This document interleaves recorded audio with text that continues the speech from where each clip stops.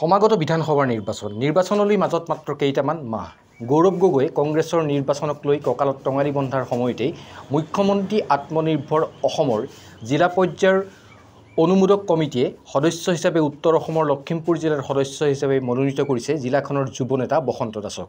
উল্লেখযোগ্য যে আজিৰ ভাৰতীয় জনতা পাৰ্টিৰ পবিত্ৰ মুহূৰ্তত বসন্ত দাসক এই পদত নিযুক্তি দিয়াক লৈ উৎফুল্লিত সমষ্টিৰ নেতা কৰ্মীৰ লগতেই অগণন ৰাইজ। News desk report.